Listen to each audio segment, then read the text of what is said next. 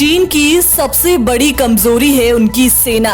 चीन की सेना में भरे हैं कमजोर और कायर जवान। वन चाइल्ड पॉलिसी का नतीजा है चीन की कमजोर फौज। भारत के फौलादी वीर जवानों के आगे ये कायर कहां टिकेंगे?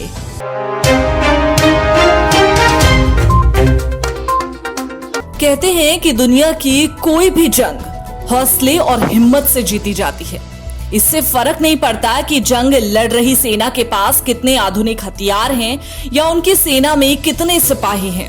फर्क पड़ता है तो इस बात से कि उस सेना के हर एक जवान में कितना साहस है, कितनी हिम्मत है देश के लिए लड़ने की, देश के लिए कुर्बान होने की। लेकिन हर देश भारत की तरह खुशनसीब नहीं होता जिसकी सेना में वीर साहसी जवान हो, जिनकी फौलादों में इतना दम हो कि उनके आगे कोई भी टिक ना पाए, जो देश के लिए ना सिर्फ लड़ सकते हैं बल्कि देश के लिए कुर्बान भी हो सकते हैं। होने को तो सैनिकों की संख्या के मामले में चीन की सेना भले ही दुनिया में सबसे बड़ी और ताकतवर दिखती हो, लेकिन एक बड़ा सच ये है कि चीन की फौज में हौसले और हिम्मत की बेहद कमी है।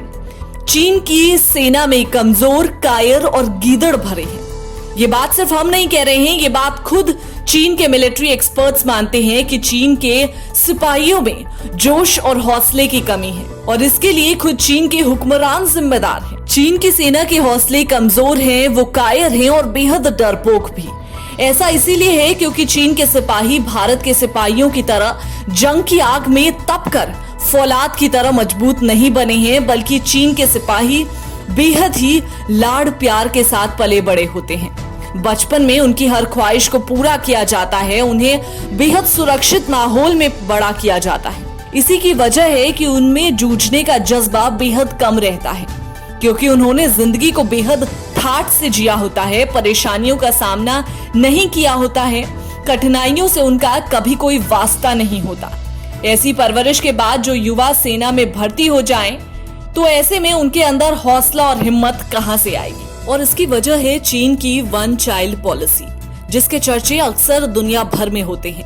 आपको बता दें कि चीन में बढ़ती आबादी को नियंत्रित करने के लिए पिछले कई दशकों से एक ही बच्चा पैदा करने की अनुमति दी जा रही है।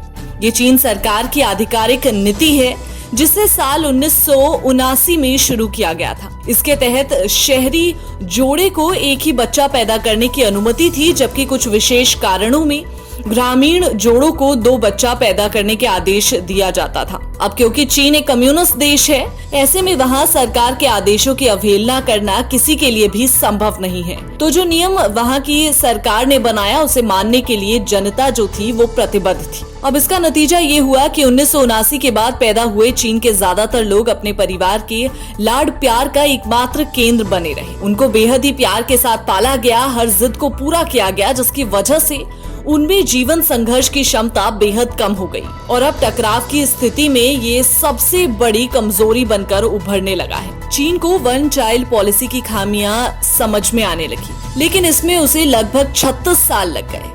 अक्टूबर 2015 में चीन ने वन चाइल्ड पॉलिसी समाप्त कर दी, जिसके बाद चीनी जोड़ों को 2 बच्चे पैदा करने की अनुमति दी गई है, क्योंकि चीन ने पाया कि उनकी 140 अरब आबादी में बूढ़े होने वाले लोगों की संख्या बहुत ही तेजी से बढ़ रही है। एक रिपोर्ट के मुताबिक 2050 तक चीन की लगभग 44 करोड़ आबादी 60 की उम्र तक पहुंच चुकी होगी। लेकिन वन चाइल्ड पॉलिसी खत्म करने में चीन को बहुत देर हो चुकी है। पिछले 36 सालों में पैदा हुए चीन के बिगड़ैल और लाडले बच्चे चीन की फौज में सिपाही और अधिकारी बनकर छाए हुए हैं, जो थोड़े से संघर्ष में घुटने टेक देते हैं। जंग के मैदान में दूसरी सेना के कुछ करने से पहले ही गीदड़ों की तरह पीठ दिखाकर भाग जाते हैं। ये सभी बातें खुद चीन की मीडिया ने भी मानी है। चीन की फौज की बुजदिली और कायरता के कई उदाहरण हमने पहले भी देखे हैं। 1979 के बाद से चीन की सेना किसी भी जंग के मैदान में नहीं उतरी। चीन 1962 की जंग को लेकर भारत पर मनोवैज्ञानिक दबाव बनाता है, लेकिन इस युद्ध में भी संसाधनहीन भारत की फौज ने खुद के कई गुना ज्यादा ताकतवर चीनी फौज के छक्के छुड़ा दिए थे। अगर उस समय भारतीय सेना को पीएम नेहरू और रक्षा मंत्री वीके मेनन का जरा सा भी सपोर्ट हासिल होता तो जंग का नतीजा कुछ और ही होता।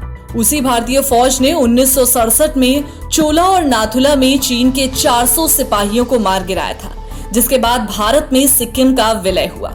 इसके अलावा भी चीन की सेना अंतर्राष्ट्रीय मोर्चे पर भी अपनी बुजदिली का सबूत दे चुकी है। साल 2016 में द गार्जियन अखबार की एक रिपोर्ट के मुताबिक अफ्रीकी देश सूडान में चीन की फौज शांति सेना के रूप में तैनात थी। उस समय चीनी सैनिकों को एक शरणार्थी शिविर की रक्षा की जिम्मेदारी दी गई थी, लेकिन विद्रोहियों के हमले के समय चीनी फौजी मोर्चा छोड़कर भाग गए। चीनियों की कायरता का नतीजा ये रहा कि इस शिविर पर क्रूर विद्रोहियों का कब्जा हो गया। उन्होंने मासूमों की हत्या की और महिलाओं से बड़ी बेरहमी से बलात्कार किया। भारत के देश विरोधी भले ही ये प्रोपेगेंडा करके खुश हैं कि चीन की सेना भारतीय सीमा के अंदर दाखिल हो गई है, लेकिन सच तो यह है कि चीनी फौजियों की हिम्मत नहीं हो रही है कि वो भारतीय सीमा के पास भी फटके। ओपन सोर्स इंटेलिजेंस एनालिस्ट डिट्रेस्फा द्वारा जारी की गई सैटेलाइट तस्वीरों से ये खुलासा हो रहा है कि चीन की सेना भारतीय सीमा के अंदर घुसने का साहस नहीं जुटा पा रही है। इन तस्वीरों से पता चलता है कि चीन की फौज भारत के गोगरा बेस से 11 किलोमीटर दूर उत्तर पश्चिम की ओर कैंप लगाकर बैठी हुई है। हालांकि यह सीमा पर चीन की सबसे बड़ी यूनिट है, जिसमें कई ट्रक भी शामिल हैं। इसके अलावा सीमा पर अक्सर चीन और भारत की फौज के बीच बिना हथियारों की भिड़ंत होती है, जिसमें चीन के सिपाही अक्सर भारतीय फौजियों के हाथों पिटाई खाकर भागने के लिए मजबूर हो जाते हैं। चीन के सैनिकों को इन भिड़ंतों में भी स्टाइलिश चश्मों में देखा गया है। ये तो साफ है कि चीन की फौज सीमा के लिए नहीं बल्कि सिनेमा घरों के लिए ज्यादा तैयार रहती है। चीनी फौज कमजोर है और कायर भी, और यही कारण है कि हमेशा सीमा पर भारतीय वीर जवान चीनियों के छक्के छुड़ा देते हैं और चीनी सैनिक उल्टे पांव भाग जाते हैं। दोस्तों, अगर आपको ये वीडियो पसंद आई हो तो इसे लाइक शेयर जरूर कीजिएगा, अपने कमेंट्स हम तक पहुंचाना ना भूलिएगा और ऐसी तमाम देश दुनिया से जुड़ी जानकारियों के लिए हमारे चैनल को सब्सक्राइब करना ना भूलें। धन्यवाद।